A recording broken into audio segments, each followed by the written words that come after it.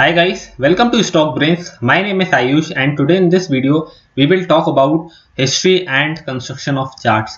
In this video we will understand that how the charts are constructed in technical analysis, and we will come to know about the history of charting and technical analysis in general. So in this video we will basically discuss the evolution of technical analysis, and in this video you will learn history of charting, you will learn what is a ticker tape, you will learn the data needed to construct a chart, you will learn the different kind of charts which a technical analyst use to figure out whether a stock can go up or not. So it's basically different kind of charting. Then we will discuss type of scale. There are basically two kind of scale, arithmetic and logarithmic, that we will discuss in this video, and last we will discuss point and figure charting. So we are going to discuss all these things in very detail. So first let's understand what's a chart. So a chart looks like this. In this example you can see that there is a sales figure of a company, and you can see that on a vertical line there is price, and horizontally there is time which is plotted, and the sales figure is plotted over there, which is in blue line. As you can see that the sales is going up. And if I talk about charts, like what is a chart? So charts are merely graphical display of data. So if you look at this example, then you can see that there is sales figure which has been plotted on this chart, and if you look at this chart carefully, then you can see that the sales is going up. This means the company is performing well, right? So we can make charts of anything, as we all know that, and the charts can display you data in a graphical manner, right? A chart is a very traditional tool of technical analysis, and every technical analyst use charts to predict the future stock market action. Those who know how to read a chart are known as technical analysts, or they are known as chartists, right? In some countries they call them as chartists, and it is very rightly said that a picture is worth 1,000 words. So a picture can tell you about the current situation. Like in this example you can see that if the sales is going up, this means that the company is performing well. So by looking at this graph we can easily figure out about the company performance, which we may not be able to know if we were to just look at some random numbers, right? So a picture can tell you a lot. That's why we use charts. Now the question is, why do we use charts? We use charts because it provides us concise price history, and when we know what is the history, then we can predict the future. Let me tell you this thing, but before that let's understand the second point as well. We use charts because we want to identify the trend. So let's discuss these 2 points in our trading view. So I have opened this trading view, and right now you are looking at Bitcoin charts, right? So as you can look at this chart, we are looking at historical data, right? So we are looking at what happened in the history, right? So if I were to know what happened in history, then I would draw a support line maybe. So I drew one resistance line and one support line. So I can see that in the long term, the prices of Bitcoin is kind of in a range. So it's a sideways market in my opinion when I look at this long-term chart.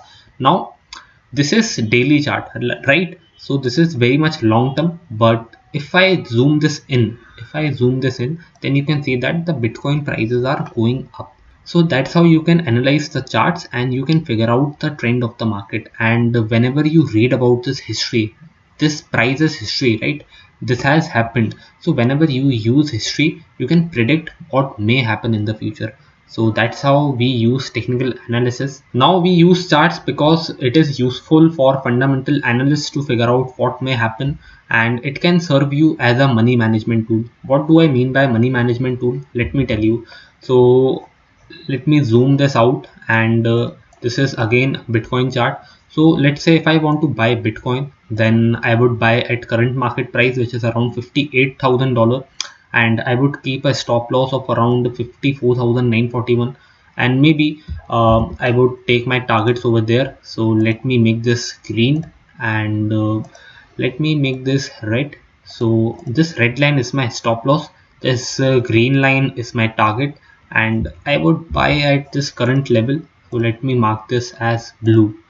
So that's how I can manage my money. So if I get a loss, if the price goes below this red line, then I would exit by taking a loss, and if the price crosses above this green line, then I would exit and book my profits. So that's how I can manage my money. That's how I can limit my risk and increase my profits. So that's how you can manage your money. And technical analysis serves as a money management tool, because by looking at charts, by reading this price action data, you can easily analyze where to take a stop loss, where to keep your targets, where to enter, where not to enter, things like that. Now, technical analysis can be used as a timing tool. I told you this thing just right now, how you can time the market by using technical analysis, and it is a essential prerequisite for developing profitable technical trading systems. So if you want to figure out when to buy, when to sell, when to hold, things like that, you will have to know how to read charts. And if you want to build some profitable technical trading systems, then you must have access to these charts. So we use charts because we want to be profitable in trading. That's why we use charts, right? So these are all the reasons we use charts. This thing may not come in your exam, but if somebody asks you why do you use charts, so you can tell them all of these reasons. And I think this is very basic, but you must know these things. Now let's talk about the history of chart. I'll cover the history of charts very briefly. I am not going to dive deeper into that. If you want to know more, you can read the book, but I'll just tell you briefly what happened in the history. So Japanese are having the best record when it comes to using the charts, and they started using the charts around 1870. Late 1800s they started using this chart. And worldwide, when commodity exchanges opened in 1561, in 1561 in Western Europe, commodity exchange opened, and after that in Japan in 1654 a commodity exchange opened. Actually in Japan people eat a lot of rice, so they used to trade in rice at that time when the commodity exchange started in Japan and Western Europe. So when trading started in Japan, rice traders only used to record one price, that is closing price. They would record only one price. But when the trading started happening in their commodity exchanges more frequently, then complexity started increasing, and they also started recording open, high and low price as well. So right now in any chart if you look at carefully, then you will find that there are only four price points: open, high, low and close. And some people combine them, break them, subscribe them, multiply them to make different kind of charting. But these four data points are used to make all the chartings in the world. So later on, volume was also introduced when things became more modern. When computer came in, then it became easier for everyone to plot things on the chart. It became easier to analyze data, and that's when volume came. And volume is very important in technical analysis. So volume came later on. That's what I wanted to say. Now, what is the data that you need to construct a chart? So basically, if you want to construct a chart, you need data upon which you can trust, and you will have trust on the data only when it is reliable, when it is true. When the data is correct, then only you can rely upon that, and that's when you will trust the data. If the data is not trustworthy, if the data is incorrect, then it will give you inaccurate results. This is why using accurate data is very essential when it comes to technical analysis, when it comes to charting. So our chartist need only these four price points. So whenever a price error occurs, like whenever somebody makes a mistake in recording high or low price for that particular trading day, then it affects the daily calculations of oscillators which are using highs and lows in their calculation. Now many people don't know what is oscillator. So the famous oscillators are RSI, MACD, stochastic. These three are the famous oscillators. But I am not going to tell you right now what is oscillator in very much detail, but I'll tell you just very briefly what oscillator is. Oscillators basically tries to tell you what is the high of the market, what is the low of the market. So it tries to predict kind of highs and lows of the market. So oscillator does that, and we will discuss oscillators very deep in our upcoming videos. So let that topic be there for right now. Now it's imperative to have correct and reliable data for charting. I told you this thing. Having reliable data is very essential if you want to do technical analysis, and you can't have inaccurate high, low, close data, because it will distort all the price action. Now let's talk about future contract, which are linked contract. Let me tell you this thing. Now, as we all know that futures are contract, right? They are not the underlying instrument. Futures value are derived from underlying instrument. Like if I want to take profit from gold, right? If I know that the gold prices may go up, and if I want to profit from that, but I don't want to buy that gold physically, then I can buy futures. If I buy futures, then I can profit from the future action of the gold. If the gold goes up in the future, then I'll make money. If it goes down, then I will lose money. But basically futures is a contract, as we all know. If you don't know what is future, you can read that on the internet. So I covered this future because I wanted to tell you the three kind of future contracts which are there. So if I talk about linked contracts are of three types: nearest future, perpetual future, and continuous future. And why are we discussing this future? Because futures also have some trading, right? In futures also people do a lot of trading, and when people do trading, then price goes up, goes down, it goes up, it goes down, and people record these prices, right? As a chartist, you must know what is happening in the future in a particular future contract, what's happening, and knowing these kind of future contracts will help you to figure out when to read a nearest future contract, when to read price data of perpetual future contracts, things like that. So let's talk about first nearest future contracts. Right now I know that a lot of you people may be confused about this nearest future term. You people may not be knowing what this nearest future is. So let me go to NSE website to clear all of your doubts. So if I go to NSE website, then you can see that there is Nifty futures contract. As we all know that Nifty is a index of Indian stock market, and this index has futures contract, right? We can't buy a Nifty 50 index. We have to buy Nifty futures or Nifty options, right? So future is a contract, as we all know.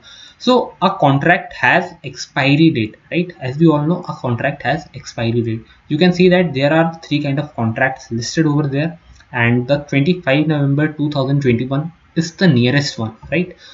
That means that it will expire soon. Then after that, the 30 December 2021 contract will expire. Then after that, 27 January contract will expire. But this 25 November contract will expire earlier than the other ones, right? So it is the immediate contract, it is the nearest one. So if you want to do intraday trading, then it is advisable that you use this nearest future data, and you take your trading decisions based on that. So you can use that if you want to trade intraday, but it is a very much useless method for testing trading signals, because basically sometimes what happens is that trading systems are long term. Like a trading system may generate signal only once in a month. So when trading signals are for long term, then using this nearest future contract may not be a viable option. Now the second kind of futures contract is perpetual contract, and it is also known as the constant forward contract. Now this contract uses a constant forward price. As we all know that future is a contract. Now by the term perpetual, we all know that perpetual means infinity. That means it is not going to expire. Perpetual contracts are the one which does not expire. Now these perpetual contracts are available in very limited markets. If I talk about Indian stock market, then no such concept of perpetual contract is there. But in cryptocurrencies, these perpetual contract exist. Now let me tell you this thing. If I want to know what is the perpetual future contract price of Bitcoin, so I would just type BTC. BTC stands for Bitcoin USD. If I want to look at the price in USD, then if I type perpetual, then you can see that these kind of contracts are coming, right? So you can see that this perpetual contract has been provided by Bybit, and Bybit is a crypto exchange which is providing us this BTC USD perpetual contract. If you trade in perpetual contract, then it is not going to expire, and you can hold your position forever theoretically. So perpetual contract exist in crypto markets, but you will not find them in a lot of market, especially in regulated markets. You will not find perpetual contracts very oftenly. Now let's talk about the continuous contract. So in continuous contract, the charts are constructed by adjusting the price of current contract and the next month contract. So we just went to NSE website, and we just checked out that there are three expiry date contracts. The first one is 25 November and the second one is 30 November. 25 November is the near one, 30 December is the far one, right? So what happens in continuous contract is that we combine the data of 25 November as well as 30 December to show you the charts. To show you the charts, we combine all of these data to tell you the actual picture of what's happening in the price. So before the current month contract is about to expire, before 15 days, the next month contract price is used and plot in the charts, right? So it is a more realistic method in markets like stock markets and commodity markets, where there are no perpetual contract, and it is suitable for linked contracts, and it is used primarily for testing trading signals because it is more reliable, right? So these are three kind of contracts which are there: the continuous one, the perpetual contract, and the nearest future. These three kind of contracts exist in future, and I think this thing can come in your CMT exam, so you must prepare for that. You must know all these things if you want to clear your CMT exam. Now let's talk about a ticker tape. What is a ticker tape? A ticker tape has a tick. As we all know, a tick is a change up or down in the price of a stock. A tick means up movement or down movement in a price of a stock. So let me tell you this thing with an example. Now let's say that you are trading in Reliance and the Reliance stock price is 2200, right? So if Reliance stock price goes up, then it would go up like this: 22.00, 22.05, 22.10, 22.15. It will go up by making a distance of 5 points. So it does not go up like 22.01, 22.002. So it does not go up or go down like that. A price has to go up by a certain point to be recognized as a tick. So if Reliance goes up, then it will have to go up by a 5 paisa. So that is a standard in stock market. Whenever any stock prices goes up, they go up by 5 paisa, basically minimum. This is the minimum, or they go down by 5 paisa. So this is called as tick. And all these information, like whenever stock prices goes up, goes down, goes up, goes down, so all these activities are recorded in a ticker tape, right? All these activities are recorded in a ticker tape, and our ticker tape used to look like this. So when there were no computers, we used to have these ticker tapes, and people would read the price through these ticker tapes to analyze what's happening in the stock, what is the trend, things like that. And what some people used to do is that they would just read this ticker tape price, and they would plot the stock prices by their hands on a chart. So this task was very tedious, but right now we have computers, so all these things have become very easy for us. Now if I talk about how the price is recorded in modern day, so let's say this is the price of a stock in tabular format. So there is open, high, low and close data. We have volume as well, and we have time as well over there. So if I want to plot this data in modern time, then I can plot it this way, right? If I put up this data in Excel, then I can get this chart very much easily. You may find these charts very much easily in any website, so it is not a big deal right now. Now let's talk about different kind of charts which are there. So I have mainly listed four type of charts, but there are other kind of charts as well, like Renko, Hikinashi. These all other charts exist, but I would like to focus more on these four charts because these four kind of chartings are used more oftenly, right? So I would stick to that. Now let's talk about line charts. What are line charts? So line charts are the ones which provides information about two variables. The first one is price and the second one is time. And the special thing about line charting is that it tells you only and only about the closing price. Now let's look at this thing in trading view. What do I mean by that? So right now we are using this candlestick. If I switch to this line charting, then line charting looks like this. So line charts would record only and only candle closing data, right? So right now we are using 1 day charts. So as you can see that it would only and only tell you the closing price of day charts, right? If I shift to 30 minutes charts, then it will tell you the price which is the closing price of 30 minutes, right? So line charts only gives you closing price. So this is the special thing about line charts. Now let's talk about how line charts look. line charts looks like this. We can create this chart very much easily in Excel, or we can see that in our broking platforms. Now let's talk about bar charts. Now many people may not be aware of this bar chart, but the bar chart exists in United States, and in the Western world people use this bar charts a lot. Although it is not as famous as Candlestick, but some people use this bar chart as well. So it displays three pieces of information: high, low and close. Actually, when bar charts came, it used to only display three kind of information: high, low and close. But after some time they also started giving the fourth piece of information, that is open, right? So right now they are having four pieces of information: open, high, low and close, which are related to price. So let's go to trading view and understand this bar charts. Now if I switch to this bar, if I go over there and click on this bar, then you can see that bar charts look like this. I would highly recommend you to go to trading view and you should look at this bar charts, candlestick charts, and you should explore all the other options which are there, like Renko, Hikinashi, line break, Kagi, point and figure, things like that. So you will come to know how people use different techniques to analyze this chart. That's how bar charts looks like, and it is very much similar to candlestick.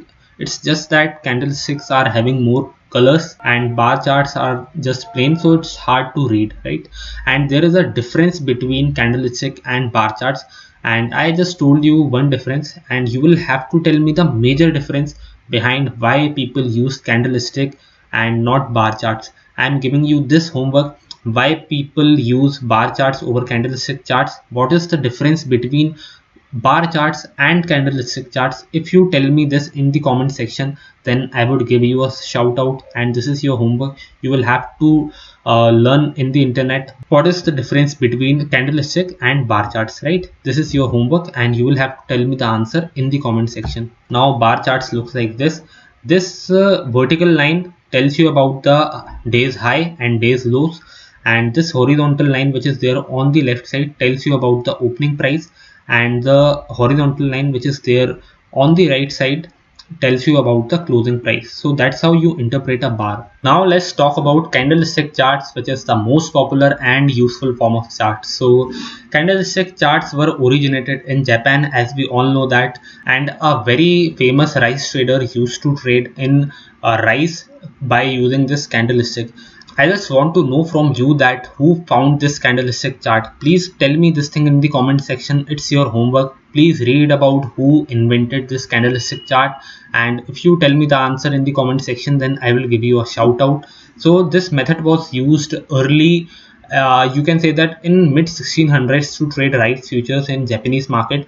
And candlestick consists of four price information: open, high, low and close, as we all know that in trading view. If we go and if we switch over to this candles, then you can see that these are the four price information which we use in candlesticks. So candlesticks are very much colorful, and candlesticks gives you an idea about the psychology of the market, what's happening in the market. It helps you read the pulse of the market. That's why people use candlesticks very oftenly. And even though it's from Japan, people use this candlestick technique worldwide. So it is the most famous charting which traders use to trade in any market. So this was all about candlestick. Candlestick looks like this. So this is opening price. If the candle is green, then the open price would be the one which is on the lower side, right? And the closing price would be the one which is on the higher side. Now you can see that there is big green box, and this is known as box or body of the candle. And this entire structure is known as a candle. And this vertical line, which is kind of very narrow, is known as the wicks or the shadow of the candle, right?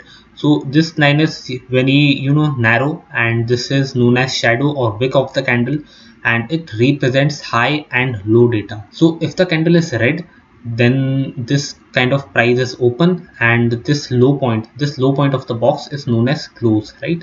And the higher point of the box is known as open when the candle is red. So that's how you interpret a candle. We will discuss this thing in very much detail in our future videos, but in this video I am just trying to tell you all the basics of all the chartings which are there. So if you want to read about this candlestick features, you can read that by pausing a video for a while, And if I talk about how the candlesticks looks like, then candlesticks looks like this. And if I talk about another kind of charting which people use, then the name of that is point and figure charting. Now this thing is very much different from line charts, bar chart and candlestick charts, and people rarely use or discuss about point and figure charting because most of the people do not know how to use point and figure charts. And it provides you an interesting and accurate method of price analysis. Why this is accurate, why it is an interesting method of price analysis, let me tell you this thing. So it tells you about only the price change, and time is not an integral part. What do I mean by that? Let me tell you this thing. So if you are looking at this Bitcoin price, then you can see that every day trading happens in Bitcoin, right? Bitcoin market is open 24/7, and every day a candle forms. Like if I switch over to this 1 day chart, then every day you will find that a candle will form. But if I switch from candlestick to our point and figure chart, then you will find that the structure would look like this. So you can see that it has also recorded some price, but if I want to know what happened yesterday or what happened today, it would not be able to tell me this thing. Why? Because it does not take time into consideration, and it only tells you about the price change, like how much the Bitcoin goes up, how much it went down, things like that. It would only and only tell me about the price change. It would not tell me about the time, right? So that is the major difference between point and figure and any other charting, and that's why it is very interesting and accurate method of price analysis. And the origin of point and figure charting is very much unknown. Now if I talk about how the point and figure charting looks like, it looks like this. I told you in trading view as well, but if you want to simplify this thing, then it looks like this. If the price goes up, then we make a X. If the price goes down, then we make a 0 or an O. So if the prices goes down, we make a O, and whenever they go up, we make X, right? So that's how we record prices in point and figure charting. Now let's talk about what does this point and figure mean. Point means location of the price plot in a chart. What is the location of a point where we have marked this X or O? That is known as the point. And by figure we mean that our ability to figure out the target price, the stop loss, and our ability to read the price data, the points which are there in the point and figure charting. Now let's talk about box size, which is another important concept in point and figure charting. But before telling you box size, let me tell you that we are not going to discuss point and figure charting in very much detail right now in this video, and we will cover this thing in a separate chapter because a whole chapter has been dedicated to point and figure charting. So we will discuss this thing later on, but right now you must know the basics of point and figure charting, and I am just trying to tell you the basics. Now let's talk about what's box size. So if I talk about box size, so a box size looks like this. So let's say that the stock price is there at 10, right? So if the stock price goes from 10 to 20, then we mark an X. If it goes from 20 to 30, then we mark an X. And when it goes from 30 to 40, then again we mark an X. But if it goes from let's say the price stands right now at 30, if it goes up to 35, then it came down to 30 again, then we will not mark X over there because our price will have to go up by at least 10 points for us to make an X, right? So if I want to put an X or put an O in a box, then I'll have to meet this condition of box size, where there in this example you can see that a box consists of 10 points. So whenever the price goes up or goes down by 10 points, we make X or O's. But let's say price goes up only by 8 points, then it came back, then it went up by 9 points, then it came back, then we would not record the price points because our condition is that whenever price goes up by 10 points, then only we will record an X or O.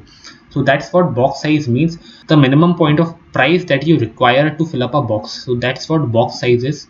Now if I look at the real example, then this is how point and figure charting looks like in real market. Now if I talk about chart scales, which is very important, and there are basically two kind of chart scales. The first one is arithmetic, the second one is logarithmic. which is also known as semi-logarithmic or log scale. Now this thing is very important, and one question would come from this thing. So this thing is very important, so tick mark this thing, and you will have to learn about what is arithmetic and logarithmic chart and the difference between that. Now let's talk about what is arithmetic scale in our charting. So before learning about this arithmetic and logarithmic scale, let's understand why do we use logarithmic or arithmetic scale.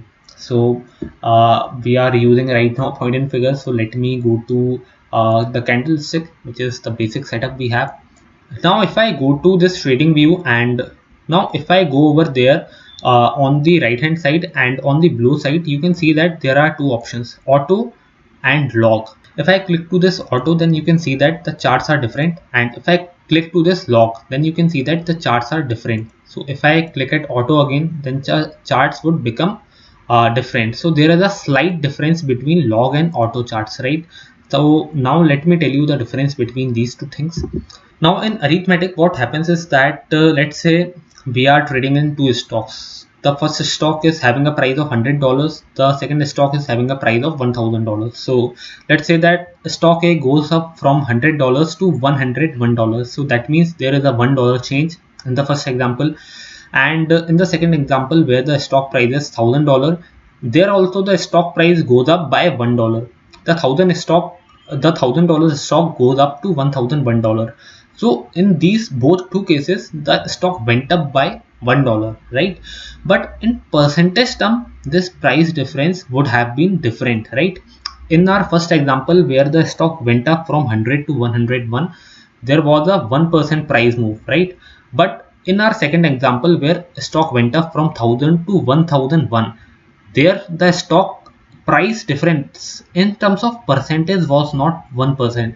It would be like around 0.01%. So if I were to buy a stock between these two stocks, then I would be willing to buy the stock number one, which is there at $100, because it is giving me a return on equity of 1%.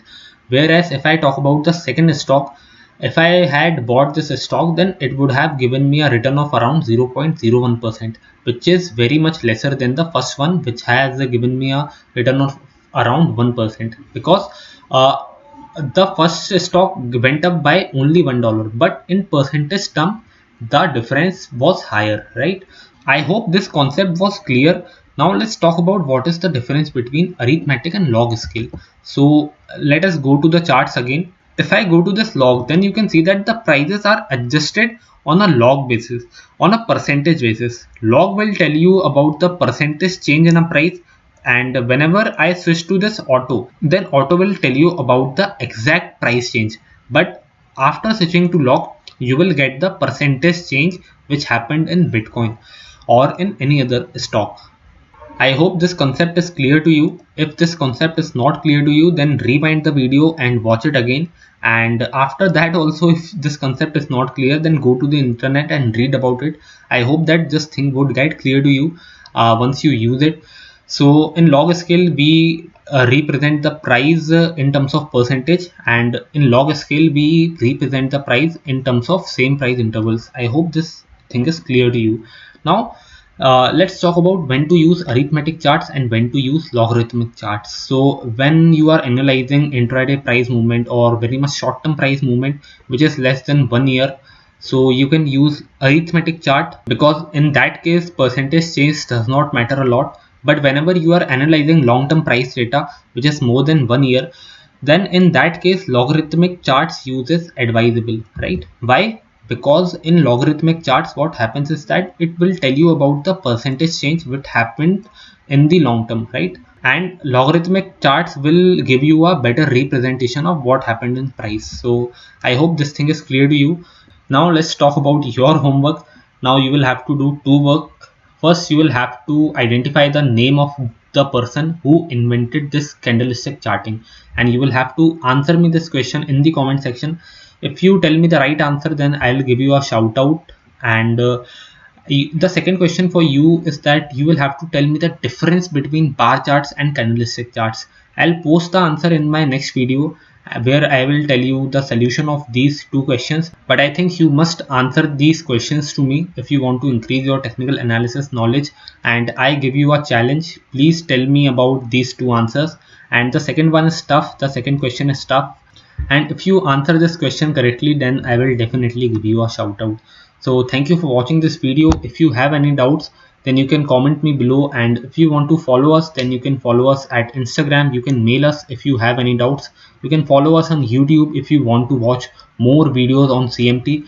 Actually, we are making a chapter wise video on CMT level 1 syllabus covering all the chapters which are there in CMT level 1, and it will help you to clear the CMT exam. So if you want to watch this video, then go to our channel and access the playlist.